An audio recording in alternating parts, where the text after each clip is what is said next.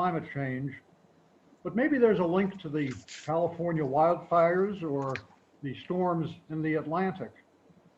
We are fortunate to have with us today Professor James Miller to update us on climate change. Professor Miller did postdoctoral, he received his undergraduate degree from MIT and his Ph.D. from the University of Maryland. He did postdoctoral work on climate at the National Center for Atmospheric Research in Boulder, Colorado, and at the NASA Goddard Institute for Space Studies in New York City. He is a professor of Earth System Science at Rutgers University, where he has been doing research and teaching courses on global climate for 40 years. He uses global climate models to investigate how and why climate will change in the future as we add more greenhouse gases to the atmosphere. He will update us on where we are now on the science of climate change. I mentioned that Professor Miller addressed the old guard about 5 years ago, so much has happened since then, and we are fortunate to be able to get an update on where we are today. With that, I would like to turn it over to Professor Miller for his presentation. Go ahead, Jim Miller. All right. All right.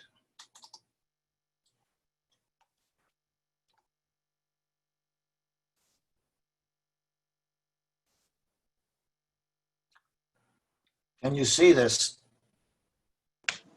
Yes, we see it. Go right ahead. Great. Thank you very much for the nice introduction. And it's nice to be back in a somewhat different form than last time, but and I enjoyed the song at the beginning. Good old summertime. It's been quite a summer. And I don't think I'm related to Mitch Miller, but there are a lot of Millers. What I want to talk about today are some of the things that are going on within the last couple of years, try to update since 5 years ago. And I'm going to start by giving a little bit of science and the greenhouse effect itself. And that's one of the most important concepts to try to get through to people. Then talk about the future in terms of projected changes in temperature and precipitation that we might expect through the end of the century, depending on how much more greenhouse gases we emit into the atmosphere. Then I want to do a lot of discussion of some of the impacts of climate change, in particular focus on temperature, sea level rise, precipitation, fires. And I want to emphasize that we often talk about global averages. The averages are certainly important. Average temperature increases, average precipitation might increase or decrease depending on where you are. But it's the extremes, the very hot days or the very wet days that can lead to more floods. You can get more floods and more droughts. Then talk about some of the major climate-related events that have occurred in the last 2 years, and then get into some brief discussion of, so what are some of the political issues, economic issues, social justice issues, and talk about some recent use of the courts to address some of these issues. So first, I'm going to try to talk for about 40 to 45 minutes, after which there will be questions. So the greenhouse gas is one of the fundamental physical processes that really makes and helps to make this planet that we live on habitable. And this figure, if you see on the left, the sort of the yellow sun and the yellow streaming arrows coming down from the sun, that's solar radiation. And that pretty much penetrates through the white and the gray down there, which is the atmosphere. It heats up the ocean, it heats up the land, and the more you heat the ocean and the land, the Earth itself radiates and emits radiation. But the radiation is at a longer wavelength than the visible coming in from the sun. And essentially, it's the sort of reddish brown that's going up to the right. And essentially, the difference between what's coming in yellow and the brownish red going up is the yellow penetrates through the atmosphere without too much interference. The brown and the red, the infrared, gets absorbed by greenhouse gases in the atmosphere. And we often hear about carbon dioxide is the major one we've been talking about that arises because of burning of fossil fuels. Another key one is methane. And actually the most important one is water vapor. So the greenhouse gases are actually critical for us to be living on this planet. If there were not a greenhouse effect, if this were not happening, if there were not absorption of the upgoing infrared radiation, the Earth would be about 60 degrees Fahrenheit colder than it is now. So the greenhouse gas is really a good thing. It's our friend. Without it, life as we know it would not exist on the planet. The issue is, as we put more and more of these greenhouse gases into the atmosphere, it's like throwing blankets onto somebody sleeping in a bed. You start to warm up and you get warmer and warmer. And essentially, that's the issue.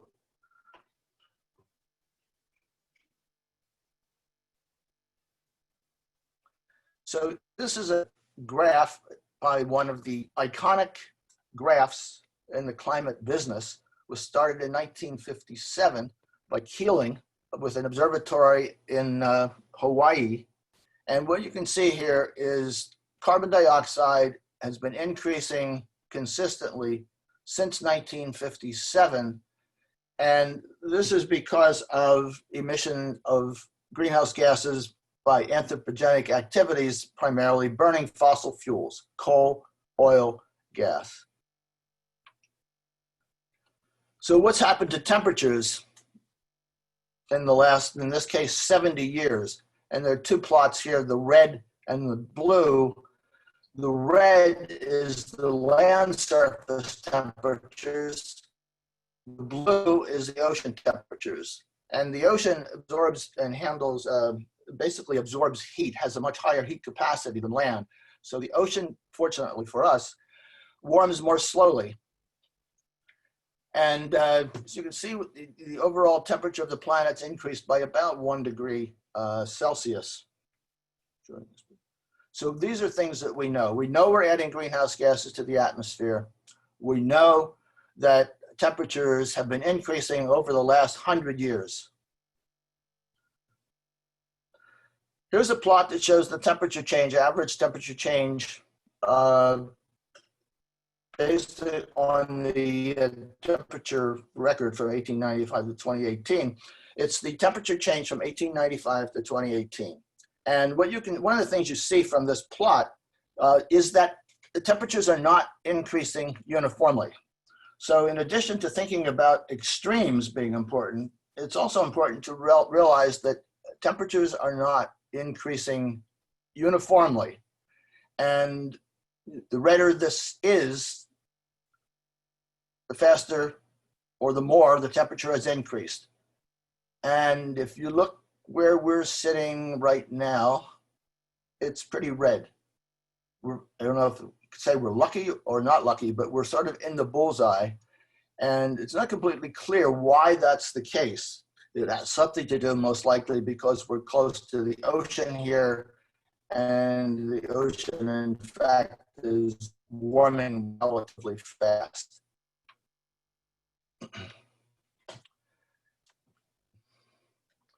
This is the departure from normal, from average for January to July of this year. And again, this is a plot that shows how much temperatures have increased above the 30-year record from 81 to 2010. And you can see where the hot spots are.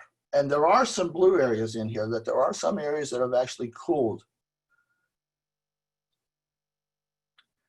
So it turns out July 2019 was the hottest month ever recorded. Not just the hottest July, but the hottest month since records were begun basically 1895.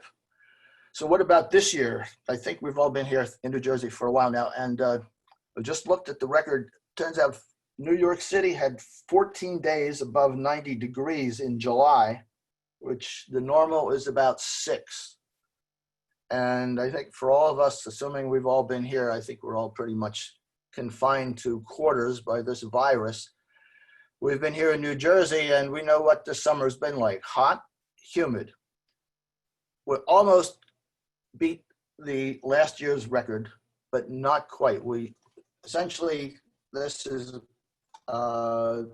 we're, I think, 200th of a degree colder than last July. So I guess we could be thankful for that. So what are the projections for the future? And the last time I gave a talk here, I talked a little bit about climate models and how we use climate models to project into the future. And these plots here are based on climate model projections, which are based, basically what climate models are representations of the climate system. And as you can expect, the climate system is pretty complicated. So the models are pretty complicated, but they're certainly still far from perfect. So what we have on the left here are fossil fuel carbon emissions in the number of billions of tons of carbon per year. And there are two projections here. There's a green curve and a red curve. And basically these curves are projected into the year 2100. So basically, one curve has the emissions by the end of the century down to about 0, basically assuming that the whole planet can go carbon-free. The other plot, the red plot, is essentially business as usual, continuing an upward trajectory where we end up at about 25 to 30 gigatons of carbon per year. So I refer to these later, but basically as a lower scenario, a lower emission scenario, and a higher emission scenario. If you look on the right, the climate model projections would indicate these would be the temperatures, the change in temperature, essentially from 1900, well, from the year 2000 actually. The higher emission scenario gets temperature increase up to about 4 degrees, and sort of the pinkish area around the red line shows the range of projections. So it wouldn't be exactly 4 necessarily, but somewhere in the 3 to 5 degree range. If we stay on the trajectory, as business as usual, if we're able to reduce emissions by either of the curves on the left, then the temperature change in the future would be in the order of 1 to 2 degrees. And 2 degrees has somewhat arbitrarily been picked as the dangerous level. Anything more than a 2 degree increase is considered to change things significantly that makes it harder to adjust or harder to do things in the future. So another way to look at this for the United States is the top curve here just shows again some red and blue dots, the mid-21st century observed change in temperature. And under the lower emissions, so the main thing to look at here, look at the very bottom, the 2 panels, at the late 21st century, the projections under the lower emission scenario. On the left, you see the red is a later shade of red than it is on the right. So under the higher emission scenario, you see on the bottom right is temperature projections for much of the northern part of the US can be in the up to 8 degrees. Now we're talking Fahrenheit here, and somewhat lower increases in the south, southeast, maybe in the 4 degree range. So these would be climate model projections for the future. Now, what about precipitation? Now, precipitation is even more difficult. So predicting temperatures, and particularly predicting temperatures locally, regionally, is difficult. Projecting precipitation is even more difficult. What we see here, however, is that generally a simple rule of thumb that the models come up with is that regions that are generally wet now will tend to get wetter, and regions that are generally dry now will tend to get drier. And basically you can see those patterns on winter. On the left, sort of the brownish colors mean you're going to have less precipitation. The bluer areas you're going to have more precipitation. So generally you get more precipitation right in the tropics, and more precipitation at the very highest latitudes in the northern polar regions and in the southern polar regions. And you see the brown regions are generally, if you look at a map, a global map, most of our deserts are across that latitude region where we already have pretty dry conditions. And you can see that's going to get drier. And this, again, is a similar plot to what I showed for temperature. Generally, if you look at the bottom, you see different seasons.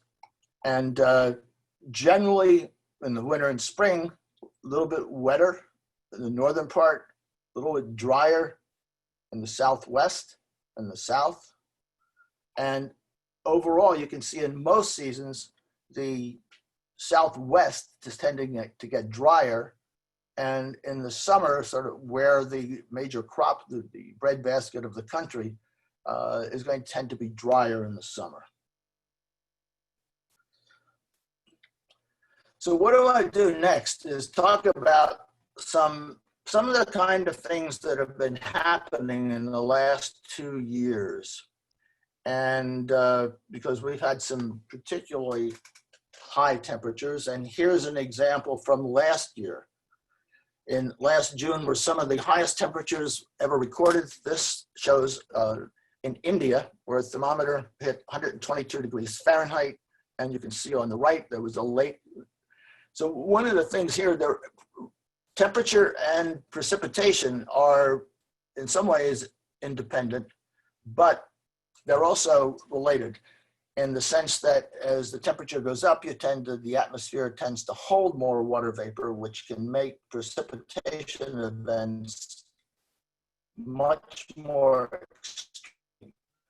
So one of the things that tends to happen, and one of the things that tends to happen that's somewhat paradoxical, is the fact that we're projected to have not only more floods because of heavy precipitation events, but also more droughts, because as the land dries out, it's going to dry out faster. And you can see on the right, this lake drying up. These very hot temperatures can evaporate a lot of water in a very short period of time, basically sucking all the water out of the ground. So what about this year? This was in the Washington Post on July 30th. Baghdad. Temperatures hit 125 degrees, the highest recorded temperature there. So these are two examples of extreme temperatures. I want to next talk a little bit about some of the implications of sea level rise.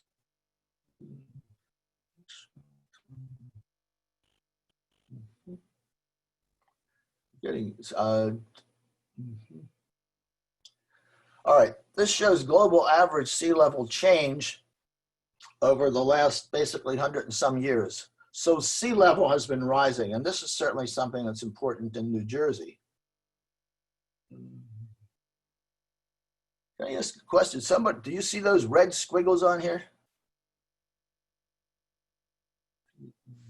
Yes, those are squiggles on the whiteboard.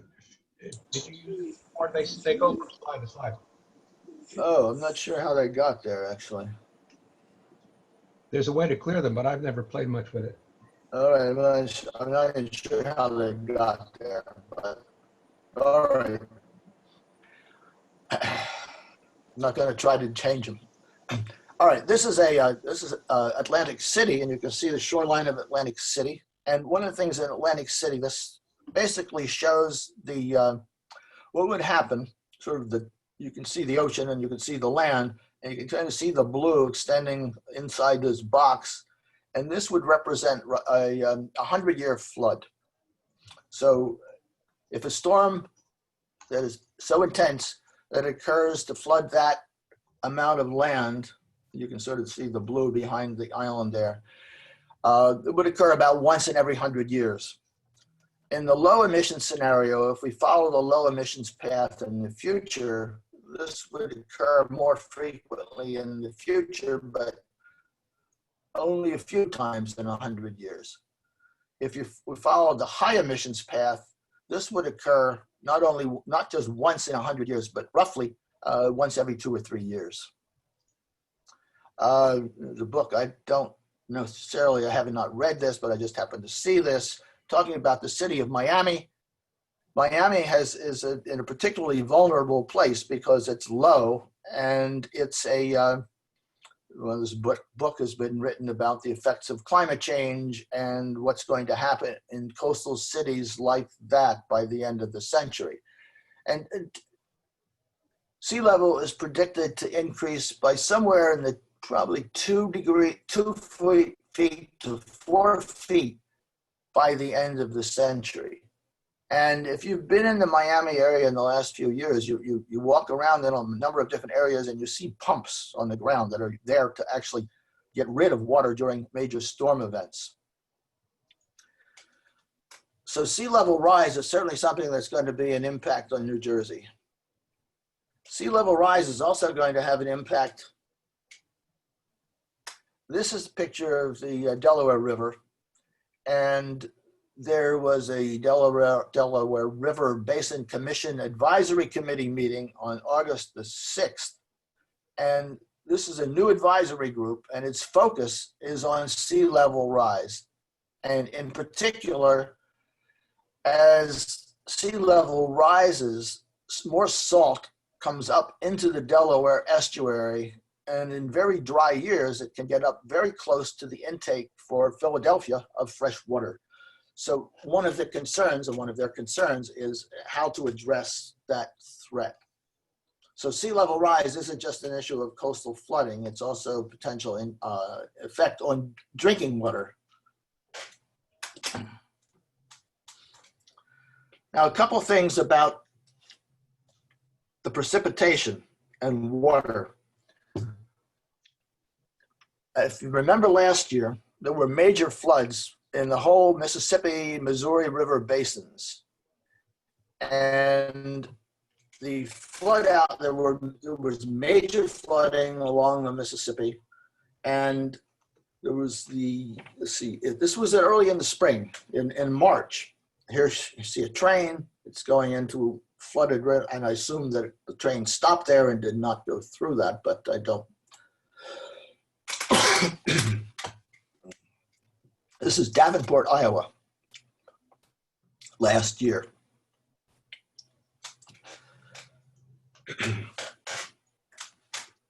What about this year? I don't know if you recall.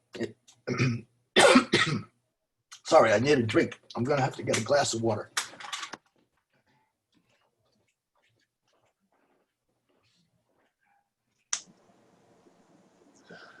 I'll just say to everybody, Zoom reports to me that Jim is having some bandwidth issues at his end, which is causing the audio distortions. If it gets worse, he could get dropped and then he'd have to reconnect. Just an FYI. Sorry, talking too much. So we had another event like this year. And this shows a dam in Michigan that failed because of the heavy rains that occurred in May. I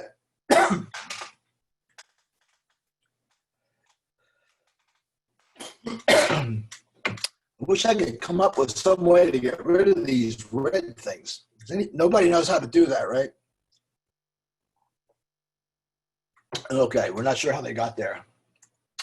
All right, what about New Jersey? Fortunately, in New Jersey, we do go through, we have floods and local regionalized floods relatively often. And every so often we have droughts. This is the Catonsville Reservoir on the Delaware River. And as you can see, this is a major reservoir for New York City. So at the top, we see a dry year, and the bottom, 2004, we see a very wet year. And here's the Phillipsburg Bridge, Easton Phillipsburg Bridge, in June of 2006. So we have these issues with hydrology, with precipitation here in our state. And what we do know over the last few decades is that precipitation events, there are more heavy, intense precipitation events than there used to be. What else do we know about water issues? Well, last year, Lake Hopatcong was closed because of an algae bloom because, again, of the warm temperatures.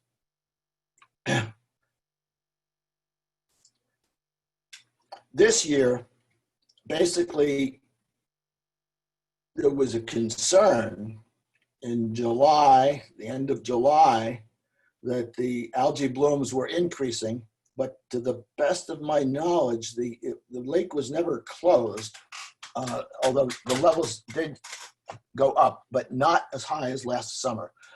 But this, again, is one of the potential outcomes, long-term outcomes, that bodies of water are likely to become more of these harmful algal blooms in the future. And here's an example of the same thing in Cape Cod.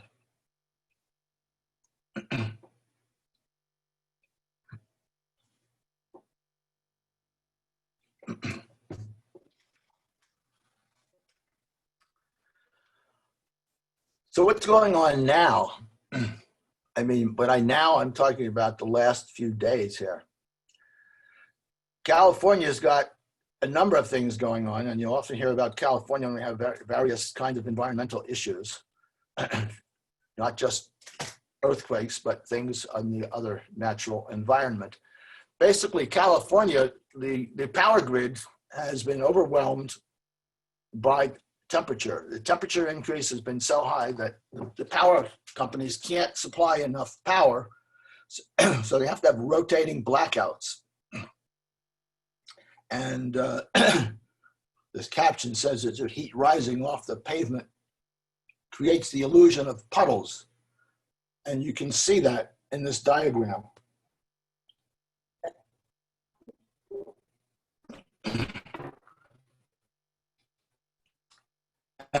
And I did see how many people were out of power, but I don't remember. I thought it was in the hundreds of thousands, if not millions, at least part-time. And what you can see here is one of the issues that we're going to have to deal with in the future, the electrical grid.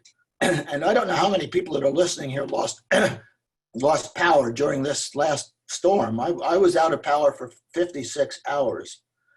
And I live in Hillsborough. So I'm sure some of you have been out probably longer than that. Hopefully most of you were not out at all. But one of the issues in the future with hotter temperatures, warmer temperatures, is where do we get our power?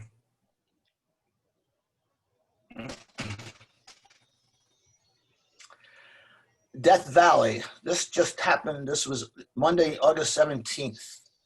The Death Valley recorded the hottest temperature on Earth. Basically hit 130 degrees. Now, what's interesting was that's not the all-time high. Apparently, the all-time high occurred 100 years ago, 134 degrees. And I don't know how many, I assume that we have some medical people that may be on this call today. The human body really has upper limits. And I read someplace, and I'm not a medical person, so I don't know exactly what this means, but 145 at 145 degrees, the human body starts to break down. And one of the things that we do we're homeostatic. We manage to maintain our temperature. We can maintain temperature by various mechanisms, shivering, sweating, and so forth. And but there is a limit to how we can do that. And there's probably in some of these areas where the temperatures are getting up to 130 degrees, that's certainly going to be very, very close to this limit. So what's going on with fires?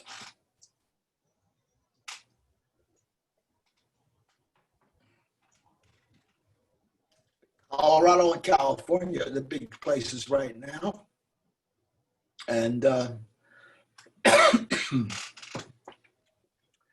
the 4 major fires going on in Colorado at the moment. And one of the things I think we can expect in the future, and there's already some evidence of that, the number of fires are increasing. And if you think about as it gets drier and hotter, it just makes the potential for more fires more probable. And that seems to be the case in some of these areas. Colorado's been having a few the last couple of years, and California, of course, more last year, but lots of major fires. And if you look at this, you see routes 34 and 36 in the upper right here between the Cowan fire and the Williams Fork fire. I happen to know somebody, Wayne Belnicki, who lives in Granby, Colorado, and he took this picture of the Williams Fork fire from his place, his house. And this was on the 16th, on Sunday. At that time, he was not sure whether he'd have to evacuate or not, and I'm not sure whether he did or not.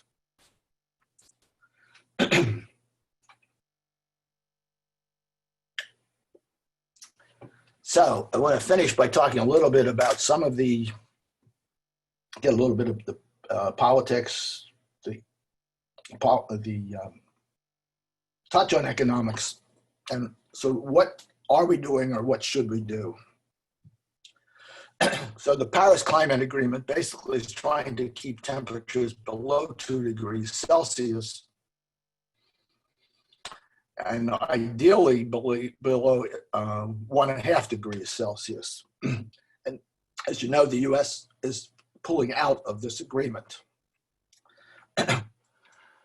But some of the economics play into making renewable energy more compatible, or more certainly consistently compatible with fossil fuels. And interestingly enough, this is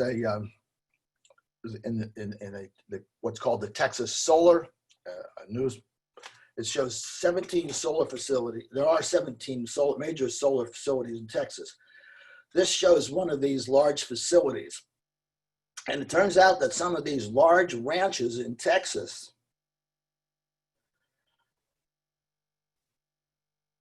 it's economically feasible for them to put thousands of acres into solar panels to provide energy. And this, in fact, in the past, a lot of this would have been oil wells. So what you find right here in oil country, it's also a lot of, as you can see here, it's not exactly a New Jersey landscape. This is a landscape that's flat, and there's a lot of sunlight. It's conducive to solar power. And these ranchers know that it makes financial sense to insert solar panels onto their property. This pay for basically a lot of, I think one of the places was they were trying to pay for their property taxes, but basically it helps to make ranching continue to be a viable business. Although, as you can see, the solar panels do take up a very large amount of space. So solar energy doesn't come free, it requires land. But once it's installed, it's relatively free. So what about closer to home?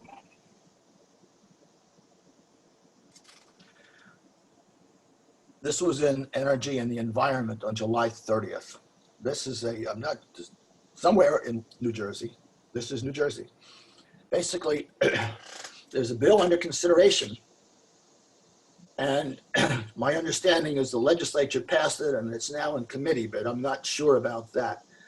But the basically gist of it is that there was a bill, there had previously been a bill, to keep solar installations away from farmland, but now the new bill would basically stop steering solar projects away from farmland.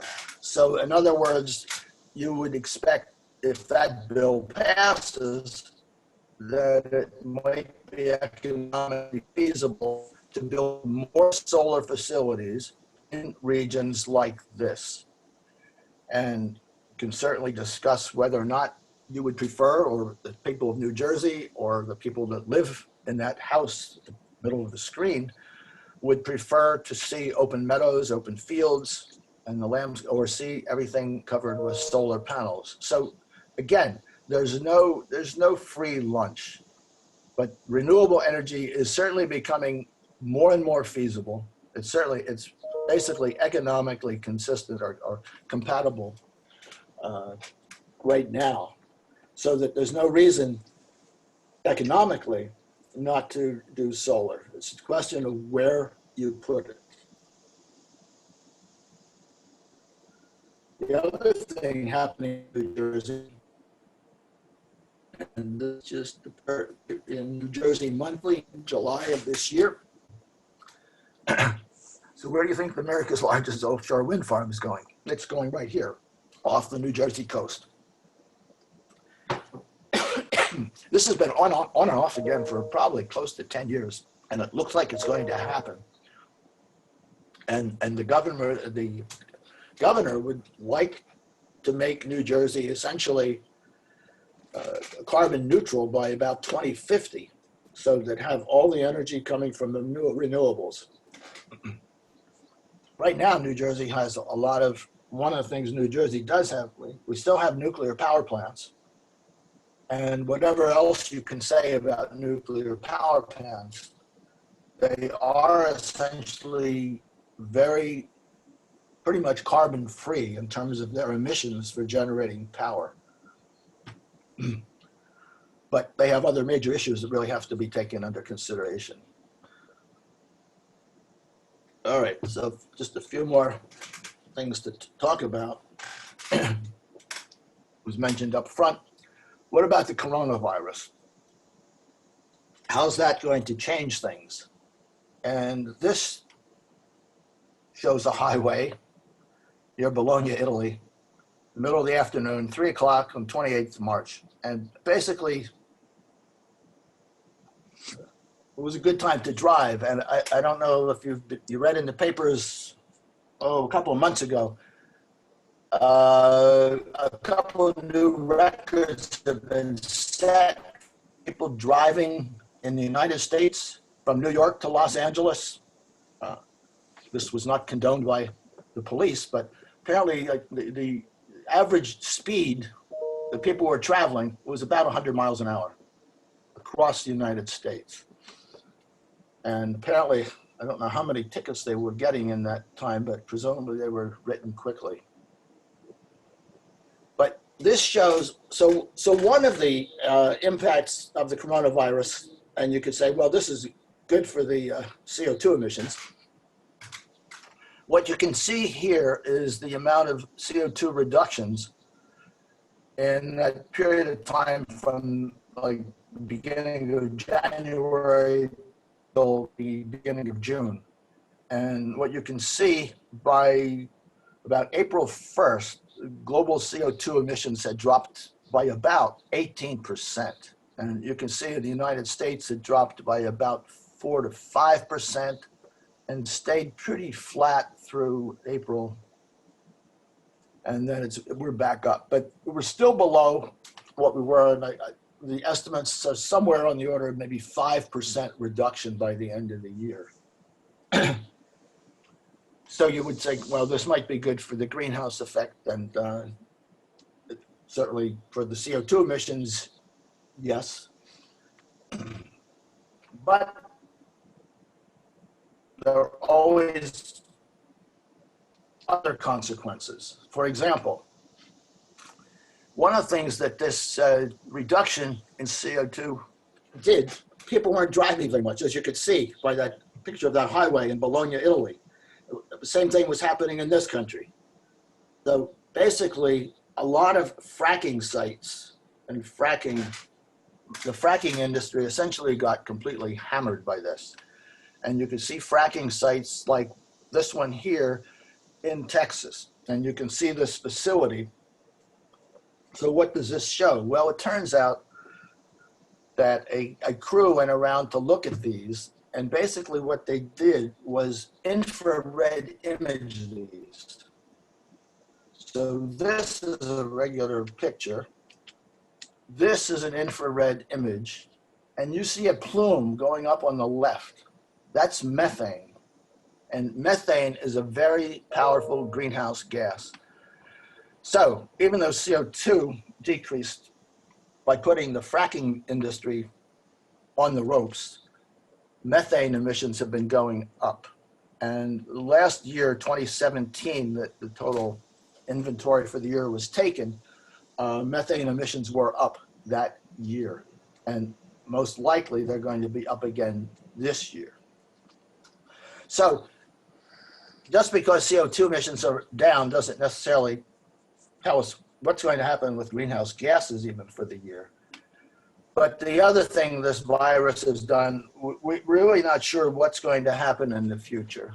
And you can think about various scenarios, but one of the issues certainly in our region is, and there was just an article today in the paper about the buses, the bus system, private buses are asking for help, financial help, because very few people are riding the buses. Same thing, the train ridership, subway ridership, all down, mass transit is down. And if that stays down, that means people are going to be driving more. So potentially CO2 emissions could go up in the future, but that's all just speculation. So there are going to be a lot of consequences from this virus that we still don't know about. And I just want to finish with a couple. This is an interesting, this was in Switzerland last January, 2019, a year ago. It was a tennis sit-in in the Credit Suisse bank. And basically what the protesters did, they went inside the bank and basically simulated or played tennis. And they were arrested and charged with trespassing and fined. Case went to court, and basically what they were doing was protesting the Credit Suisse's policy on providing financial support for the fossil fuel companies. And these students, mostly young people, were basically arguing that this was counterproductive to their future and affecting, because it was increasing the amount of greenhouse gases in the atmosphere and changing the climate. And oddly enough, in this case, the judge actually said they were not guilty, and basically said, yes, you're right, you do have a right to environmental justice in this case. But every one of these slides I have goes one way, we have one going the other way. A month later, there was another climate activist that basically smeared red paint on the window of one of the branch banks. This person was actually convicted and had to pay a $2,000 fine. So the point here is that the courts are involved, and there have been lawsuits, and probably the major lawsuit, I don't know how many heard of this one, but this was Juliana versus the United States of America. And it was basically by a group of 21 youths, basically asserted that the United States basically was infringing on their rights related to greenhouse gas emissions. It infringed on their rights to life and liberty. And the good news for the plaintiffs was that this was not dismissed, but they were in fact allowed to. So the judge actually said, we're not going to dismiss this. We're going to hear this case.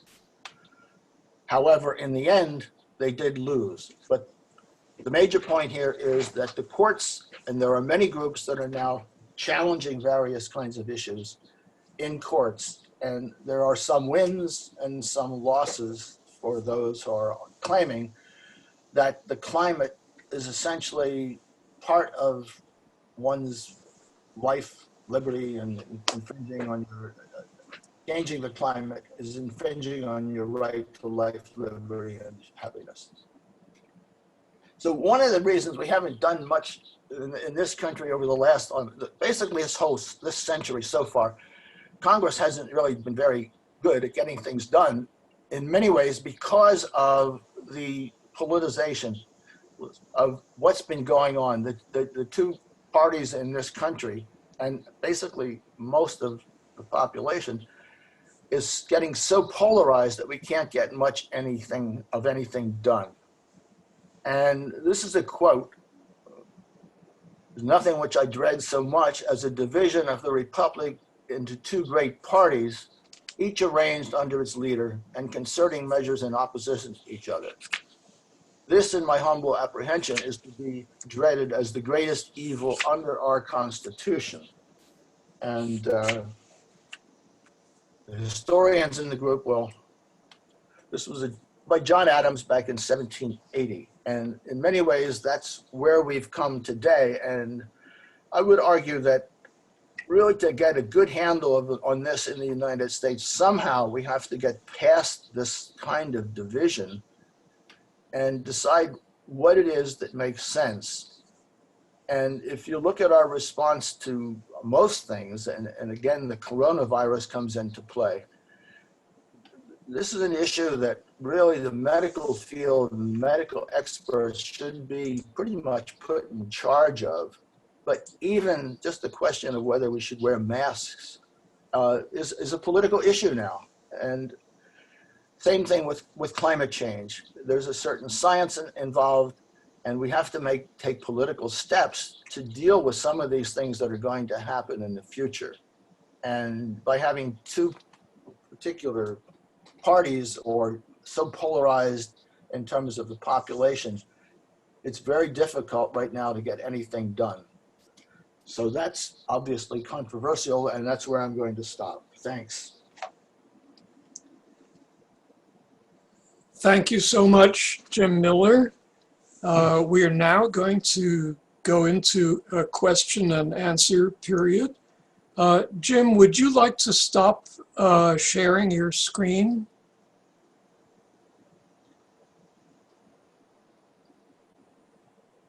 Yes, thank you so much.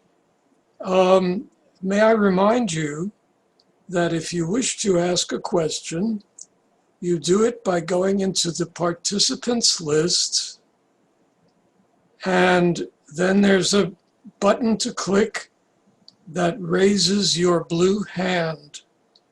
And you will see on some of the pictures right now, there are blue hands raised, and we will recognize you in turn.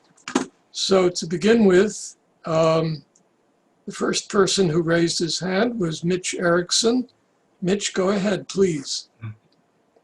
Hey, Jim, thank you very much for an outstanding summary of where we are and where we're headed. And I agree with all of your basic tenets completely. In my experience with climate change, I've always looked at the silver lining, because there will be winners as well as losers in this game over the next decades. And you showed a map of the precipitation with particularly the winter precipitation in the basically above the Arctic Circle being increased substantially. Would there be a case for a winter scenario where that high precipitation at high latitudes would result in more sea ice and therefore increased albedo. Just a thought. What do you say?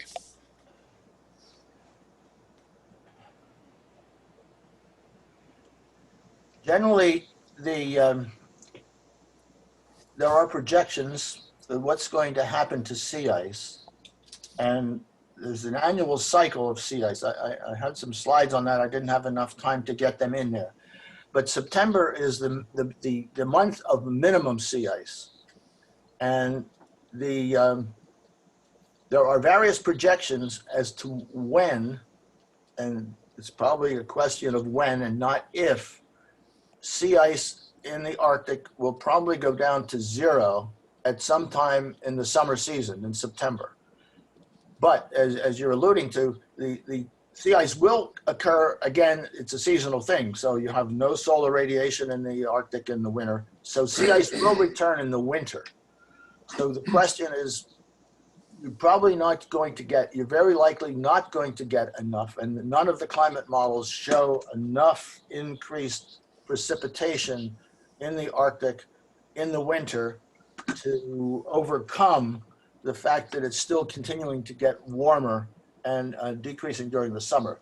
So that's a very interesting, that's one of the most powerful feedbacks in the climate system, the one that you're alluding to, the snow ice albedo feedback, that the more snow you get, the more solar radiation you reflect back to space. But it's still going to get too much warmer, and it's not going to freeze completely as much as it did in the future. And all you need is a few holes in the ice. And interestingly, the largest fluxes of heat from the ocean into the atmosphere occur along major Gulf Stream systems, current systems, as well as in the Arctic, where you have open water in the winter. Because if you imagine if you have a little bit of open water, cracks in the ice, basically the water temperature is about 0 degrees. The air temperature above it's about 30 degrees, maybe below 0. And that leads to incredible fluxes of heat into the atmosphere. So even though there's a feedback there, it's not going to be powerful enough to stop this thing. Well, thank you. I was hoping maybe we had a silver lining there, but. Thank you, Mitch. Bill Tittle is next. Thank you. One of the troubling things to me is that science in this issue seems to not be as uniform in conclusions, if you know what I'm saying. You know, there's many people that are climate change deniers, as there are. That's my perception. How do we get a consensus, an effective consensus on moving in the right direction? Much of that has to do with my my last point, that in many ways this issue is, yes, there's certainly science, and there are always going to be scientific uncertainties. And as a quote that's been attributed to a number of different people is that prediction is difficult, particularly about the future. So, but I would argue that much of the positions that people take, whether they think climate change is something that's really of concern or something should be dealt with, tends to be political these days. And so if you look at the scientific evidence and you go back to my first slide on the greenhouse effect, if we keep adding more and more greenhouse gases to the atmosphere, and this is like a 0th order physical process, basically those gases absorb more and more of the infrared radiation that's going up from the Earth's surface, and it gets absorbed in the atmosphere, which heats the atmosphere. And then the atmosphere radiates some of that heat back down to the surface and some upward. So there's certainly various kinds of feedbacks that can come into play, but basically that's the zeroth order physics. It's very hard to escape from. Thank you. Bill, Rich Jager is next. I've heard and read that one of the greatest crises in our future is diminished clean, drinkable water.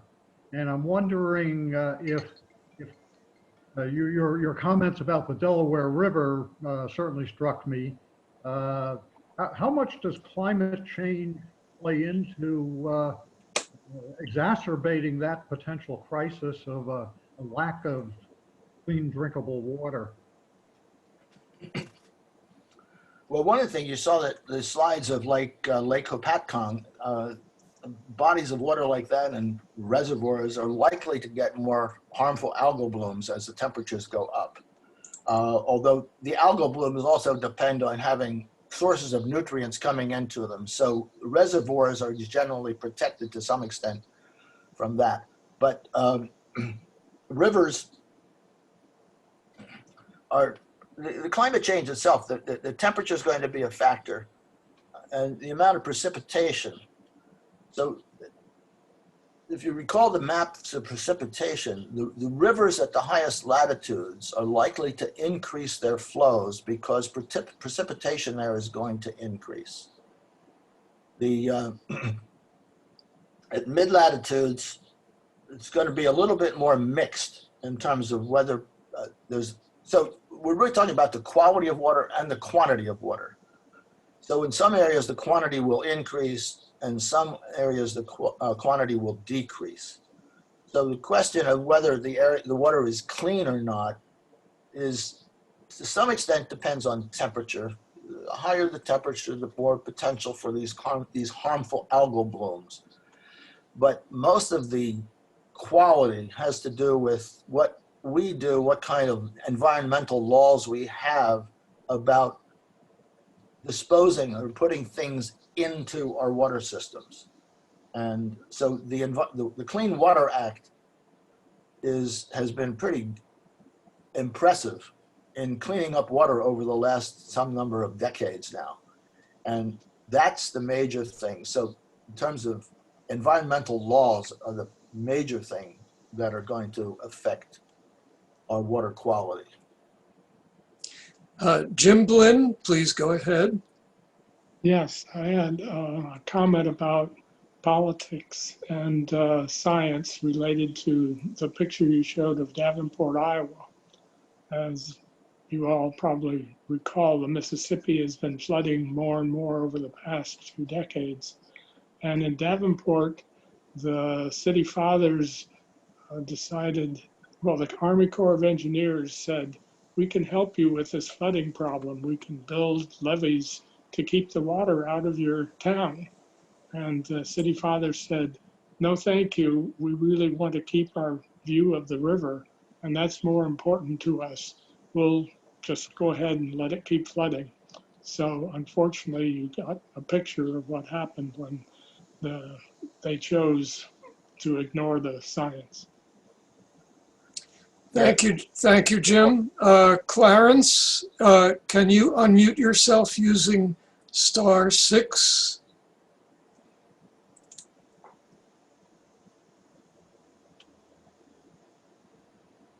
We're not hearing from Clarence. Okay. Peter Merritt? Okay, can you hear me? Yes. Yeah, very interesting talk, Jim.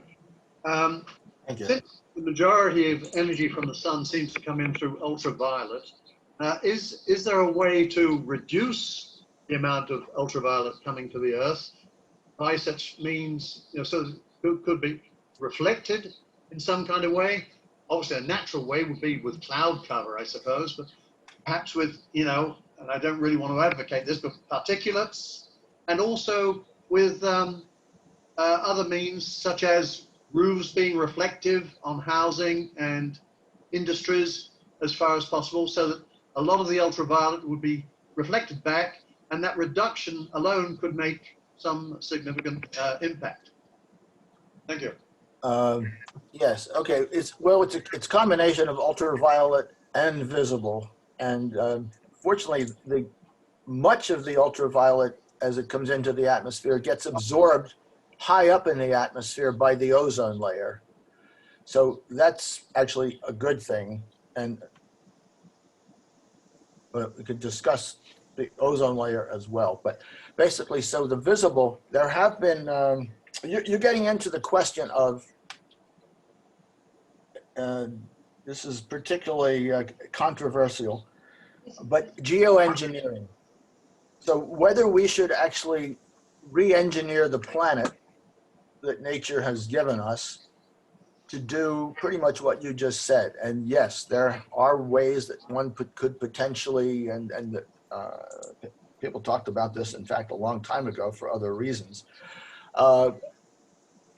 putting large amounts of sulfur, basically sulfuric acid droplets, or sulfate aerosols into the atmosphere to make it more reflective. And that would, in fact, and could, in fact, reduce the amount of incoming solar radiation and potentially cool the planet. Most of the scientists that I talk to are leery about doing any of this geoengineering because there are always additional unforeseen consequences. One of the consequences in some studies is that would affect the monsoons in Southeast Asia.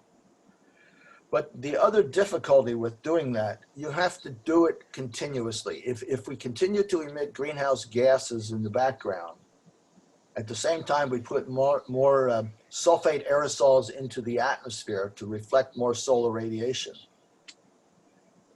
you'd have to continue to put more sulfate into the atmosphere. And if you ever stopped putting it into the atmosphere, the temperatures will go up pretty quickly because now you've got this background of more increased greenhouse gases that you've been artificially basically reducing their effects. And so if you're going to commit to doing that, you have to commit to doing it for a very long period of time. And there are still unforeseen consequences that are going to happen within the climate system that we can't be completely sure of. So basically, bottom line is, unless it's absolutely necessary, it's really not good to mess with Mother Nature. Next speaker is Eric Housker. Can you unmute yourself, Eric? We're having difficulty there. Paul Tukey, would you like to say something? Yes, there's an element in the global warming picture that always, seems to me, is always ignored, and that is the increase in population. So if you had everything balanced, completely balanced, and human consumption of everything balanced, the resources that were available, and temperature wasn't going up, everything was balanced out, we're still going to have an increase in population, which is going to increase consumption needs, and things are going to keep going up. Why does nobody ever talk about that? They do, actually. Oh, good. You're absolutely right. The CO2 problem is in terms of, it's a scientific problem to start with. Putting more carbon dioxide into the atmosphere changes the greenhouse effect of the planet, and that changes the climate.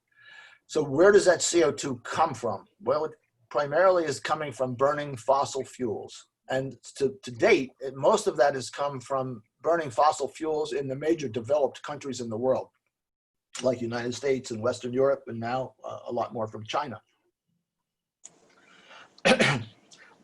And in some ways, this gets into these issues of social justice. The countries that have not been emitting CO2 into the atmosphere have not been changing the climate. Do the countries that have been emitting it owe them anything? Do they owe them a more stable climate? So that gets into lots of interesting questions, but you're absolutely right. And there's no way right now that unless we come up with some energy magic bullet that everyone on the planet can have the same standard of living as a typical American, as a typical person on this call.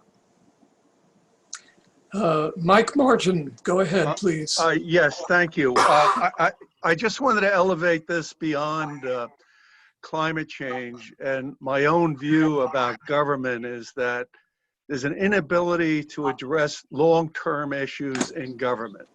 We can assign a variety of issues in this bucket: climate change, national debt, Social Security, great problems. Everybody knows it. But the question is, it ceases to be a long-term issue like climate change when a crisis occurs. Now, every environmentalist points to the hurricane season, snow in Hawaii, whatever the case is, to extrapolate a political view. The question that I have, what is a realistic catalyst that is going to change an academic discussion into policy changes? Thank you. Well, you're getting pretty far out of my level of expertise here.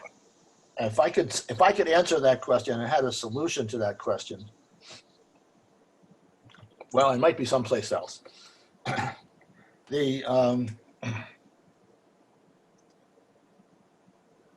think in a democratic system like we have, we've developed and we've evolved where we have two political parties. And I'm 75 years old. For the most of my life, that's worked reasonably well, that there's been sort of give and take. I would say over the last 20 years, it's worked less effectively as the system has gotten more and more polarized. So today, it's a question of, and you certainly raised an issue of how we deal with anything long-term. That's very difficult. But even short-term, the coronavirus, I mean, we're not even able to deal with that very effectively in terms of in the United States. We're probably the least effective developed country in the world in dealing with it. So I'm not sure what the reason is, and I don't know how to get around it. And as a scientist, I would hope and think that people should spend a little bit more time looking at the scientific evidence or the medical evidence and not trying to just politicize things. But in terms of how to do that, that's well beyond my pay grade, but apparently it's well beyond just about everybody's pay grade. Sorry, I'm not helpful on that one. Herb Waddell, please. You need to unmute yourself. Herb, go ahead. Gotcha. Further to Bill Tittle's question, is there any forum where people can discuss global warming amongst scientists openly, freely, and in a tradition of scientific endeavors of the past? It's so politicized now, it's difficult for some people to express themselves. Is there such a forum? And I don't mean the UN. Yeah, well, there are plenty of scientific organizations, and the scientific organizations, when we go to scientific meetings, all our colleagues from all over the world attend these meetings. So in terms of the scientists from all the countries in the world are discussing these issues all the time. And basically in science, the papers that people put together, the research people do, gets published in journals that has to be peer reviewed. So and if you're putting something out there that you can't prove or it isn't verified by the facts, it pretty quickly gets discredited. And that's the way science works. Science is very, and basically based on skepticism. If you have a hypothesis out there or a set of facts, what is it? What are the weak underpinnings? Is there something that's going to make this whole thing collapse, this whole theory, the whole idea, or is all the new evidence going to tend to support it? So scientists are pretty good at exchanging information about the climate system. The climate system is obviously very complex. We talk about the greenhouse effect and adding more greenhouse gases, but there's climate feedbacks, as was mentioned before, with, you have more snow, reflects radiation. So there are plenty of scientific forums. In terms of forums for the public, it becomes more difficult because you've got so many channels on TV and so many different radio stations that basically most of them, to carve out an audience, they have to appeal to a particular group. Just aren't very many, what I can find are groups that actually are media groups that make a lot of money by appealing to the middle and basically providing evidence on both sides. And the evidence, the evidence on both sides is not equal. It's not like most of the evidence and most of what's happening is that the climate's getting warmer, and we have a pretty good reason for why that's the case. So yes. Okay, I would like to announce that, we have, officially speaking, run over our time. However, everybody who would like to stay is, of course, welcome, and we can continue this question and answer for a few more minutes. So now we will proceed. Victor Garber, can you unmute yourself? I think I'm there. Yes, go ahead. Question: what do you think about the contribution of dietary process? Victor, may I interrupt you? You need to get closer to your microphone. I'm sure my microphone is on the computer, but maybe I'll try to project myself better. Is that better? That's a little better. It will do. Dietary preferences. We eat a lot of meat. The cattle end up giving off emissions. The whole process of keeping cattle in large herds and growing all this stuff. What do you think the contribution of this is? I think it's small but significant amount, and I have to plead guilty myself. I do eat meat, but I probably should eat more of a vegetarian diet and not eat as much meat, because meat requires a lot of, it does lead to greenhouse gas emissions. It also uses a lot of water to produce a pound of meat. So you're right. I think and that may be something that happens in the future, that we go to a more eco-friendly diet that can be more grain-based, vegetable-based, rather than meat-based. So that's to maintain a sustainable world with people all having roughly the same standard of living. We almost have to go in that direction.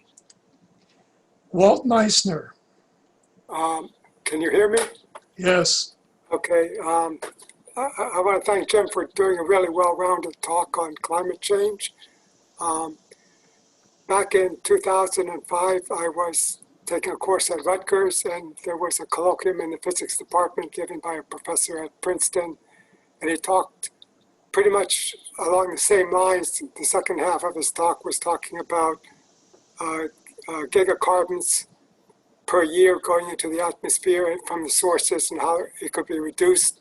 And his view was it was a doable thing if people would just get behind it.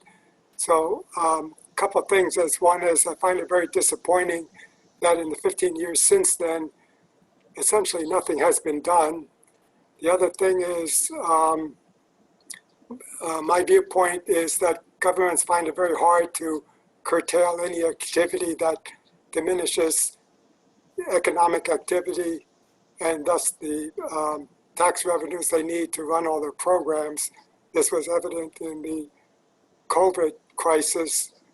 And I think it's the same with trying to change things to improve the reduction of CO2 and methane into the atmosphere. Is there anything you could add to that? Yes, I'm disappointed that we haven't made more progress since 2005 also. It's interesting if you think about one of the major issues, sort of the greenhouse, the fossil fuel that produces the major amount of greenhouse gas per unit of energy produced is coal. And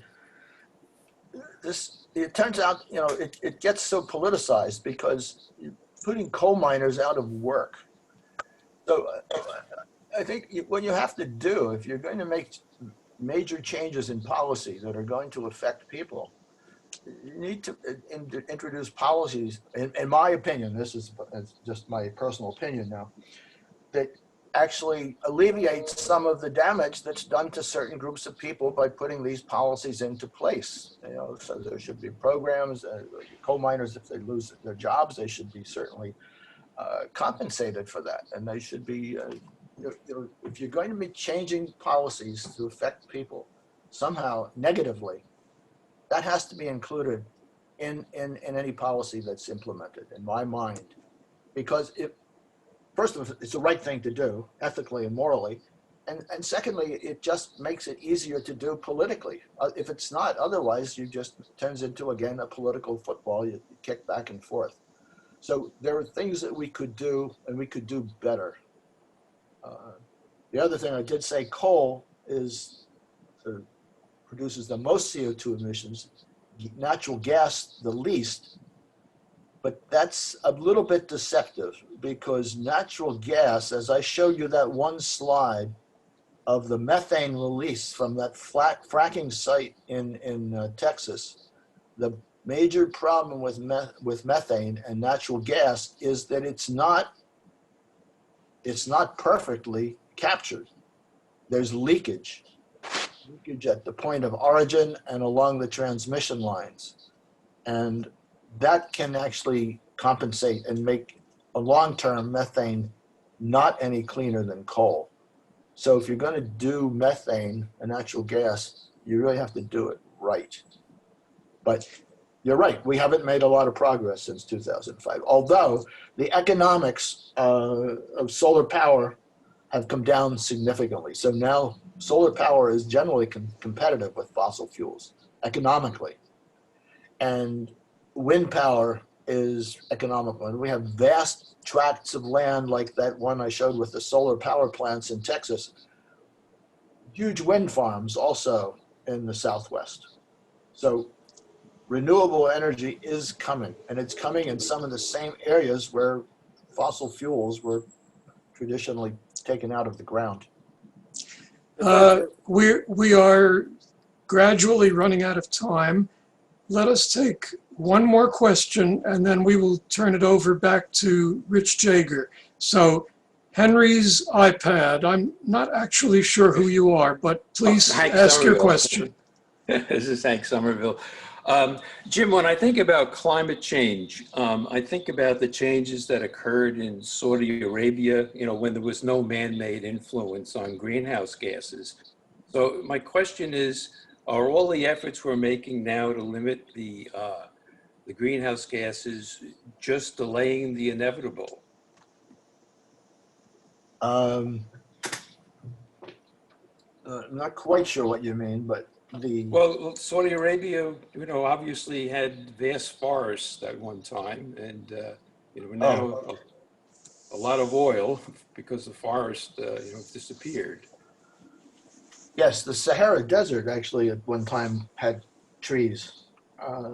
These are naturally occurring climate changes that have occurred in the past, and those are over thousands of years, or hundreds, or tens of hundreds of thousands, or even millions of years. So the climate system has changed over geological time. And basically what's happening now is happening much faster, these transitions. And the fact that they're happening so fast, when we have so many people living on the planet, it's very geopolitically destabilizing. And we have to come up with some reason, a way to deal with that. And one of the I should have had a slide, but there's interesting, you should have mentioned Saudi Arabia, where most of the oil is coming from. I guess is it Aramco, the big oil conglomerate over there? They have a huge sprawling plant out in the middle of sort of the desert. And basically what they're doing is installing a solar farm around there to basically provide all the power to extract all the oil and run the facility. So even they are moving into renewable energy to help extract fossil fuels. So they're long-term, once the fossil fuels have been depleted, certainly plenty of renewable energy there. But your basic point is, yes, climate has changed in the past, and some places that are now relatively dry were much wetter and that are basically barren now did have forests in the past, but the climate has changed through geologic time in some of those areas. But generally speaking, that area across that latitude belt the whole way around the planet is relatively dry. Rich Jager, would you like to help us conclude? I would be delighted. Jim, I was so impressed with the breadth of your presentation. Not only did you give us the science, you gave us some of the outcomes that we're seeing and some of the potential outcomes. And you also talked about the question of whether we're making progress and how we might make progress in the future. So it was a talk that just covered so many bases. And on behalf of the old guard, I want to thank you so much for enlightening us so much. Well, you're quite welcome. At this point, we do have a couple of ways of thanking our speaker. And you can see now, hopefully, the certificate of appreciation. This is Right. Our orchid certificate. And you see a beautiful orchid there, which is the Old Guard logo, adopted back in 1930 when the Old Guard was started, and Summit was an orchid growing and distribution capital in the United States. And so that is one way we have of thanking you for coming and making Thank you. a wonderful presentation. Thank you very much. The other way we have of thanking you, and one of the hosts will have to unmute people so that we can do it properly, is what we call the Old Guard salute, where we basically give you a standing ovation.